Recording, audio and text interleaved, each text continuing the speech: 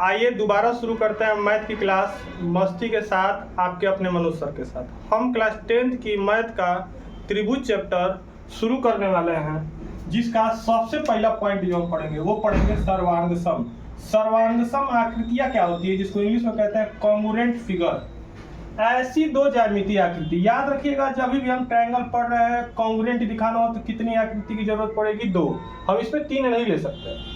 ज्यामितीय आकृति जिनकी आकार का मतलब ये होता है, जैसे ये एक आकार है, और अमापन भी होता है साइज, जैसे कि 4 सेंटीमीटर एक साइज है, तो ये भी कितना सेंटीमीटर साइज है, 4। समान हो, यानी कि जैसा वो हो वैसा वो हो, उसको सर्वांग सम आकृतियां कहते हैं। आप हमारे भाषा में जानिए एक सबसे अच्छी बात, सर्वांग सम आकृतियों को पहचानने के लिए आप याद रखिए कॉपी पेस्ट। जैसे कभी कभी क्या होता है कि हम मार्केट गए, हम कपड़ा खरीदे, और जैसे कपड़ा हम खरीदे वैसे ही एक और दूसरे व्यक्ति ने कपड़ा खरीद लिया जो कि बिल्कुल कॉपी पेस्ट है, तो दोनों कपड़ों को हम कहेंगे सर्वांग सम आकृति या फिर सर्वांग सम कपड़ा। इसी तरह अगला हमारा जो पॉइंट बनेगा वो बनेगा समरूप आकृतियां, जिसको इंग्लिश में कहते हैं सिमिलर फिगर्स।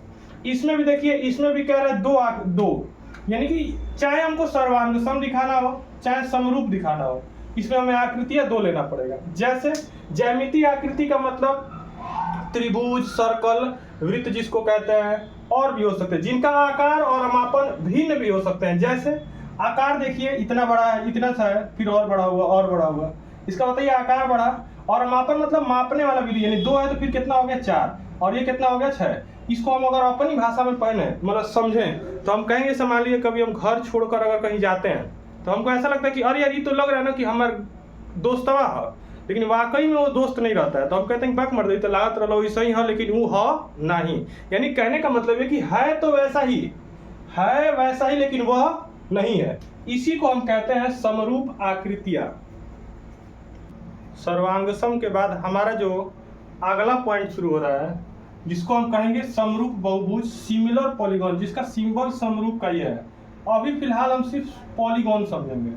पॉलीगॉन जैसे ट्रायंगल पॉलीगॉन है, रेक्टेंगल पॉलीगॉन है, स्क्वायर पॉलीगॉन है, पेंटागन जिसमें 5 भुजाएं होती है, ये सब क्या है, पॉलीगॉन है। देखिए सर्कल पॉलीगॉन नहीं है, पॉलीगॉन का मतलब होता है भुजाएं।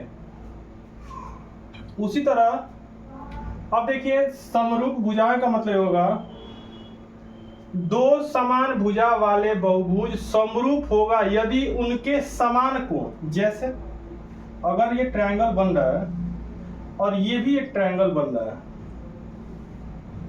पहली बात ये कि वैसा ही तो है लेकिन वो नहीं है, तो इसको कहेंगे सिमिलर। सिमिलर ही होगा, लेकिन कब, इसके बाद समझिए कब। हम A B C D E F, अगर मैं ये कहूं कि ये कोण इस कोण के बराबर है, जैसे हमने बोला ना कि समान कोण के, समान कोण का मतलब क्या, जैसे मैं कहूं कि ए बराबर है कोण ए बराबर है कोण डी। अब संगत भुजा को समझिए, संगत भुजाएं का मतलब है कि कोण से बनी भुजाएं, तो कोण से बनी भुजाएं, कोण ए से बनी भुजाएं हमारी ए बी है, ए सी है। उसी तरह डी से बनी भुजाएं, तो डी से बनी भुजाएं हमारी डी ई है और डी एफ है। हम इसी को देखिए, इसको संगत कोण कहेंगे। किसके संगत कोण, जो कोण दो आपस में बराबर है उसकी संगत भुजाएं। या करके हम इसको लिख सकते हैं, जैसे ये ऊपर है इक्वल टू किधर आएगा, तो ये नीचे हो जाएगा, ये नीचे अगर इक्वल टू के उधर जाएगा तो ये हमारा ऊपर हो जाएगा।